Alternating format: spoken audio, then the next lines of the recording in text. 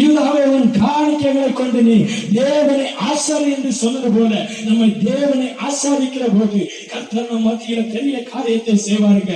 நம்மை கொண்டு அவர் என்ன செய்ய நினைக்கிறாரோ அந்த திட்டத்தை நிச்சயமா நிறைவேற்றுவார். கர்த்தர் உங்களை முன்குறிக்காம ஆலயத்தில் உங்களுக்கு பணிவிடைகளை கொடுக்கல, முன்குறிக்காம உங்களுக்கு பிள்ளைகளை கொடுக்கல, கர்த்தர் முன்குறிக்காம உங்களுக்கு தொழிலை கொடுக்கல. அவர் உங்களின் நிமித்தம் மகிமைப்படும்படியாய் இப்படியான காரியத்தை கர்த்தர் செய்திருக்கிறார்.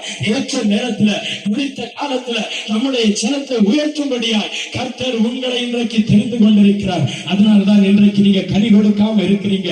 இன்றைக்கு அதனாலதான் உங்க வாழ்க்கையில செழிப்பு இல்லாம இருக்கு. ஏன் தெரியுமா? நீங்க அந்த பெருமழை வருகிற போது அழிந்து விடக் கூடாது, என்னுடைய ஜனம் பாதுகாக்க வேண்டும் என்று கர்த்தர் உங்களை மறைத்து வைத்திருக்கிறார். அந்த குறித்த காலம் வருகிற போது இதோ ஒரு கண்மலையின் மேல கட்டப்பட்ட ஒரு வீடாய் கர்த்தர் உங்களை மாற்றுவார். ஒரு மகிமையான ஊழியமாய் கர்த்தர் உங்கள் ஊழியத்தை மாற்றுவார். உங்கள் பட்டணத்தை கர்த்தர் மாற்றுவார். இதுவரைக்கும் போராடின எந்த ஒரு விக்கிரகத்தின் வல்லமையும் நிலத்தடிகளும் துஷ்டனும் இனி உங்கள் வழியாய் கடந்து வருவதில்லை. ஏன் தெரியுமா?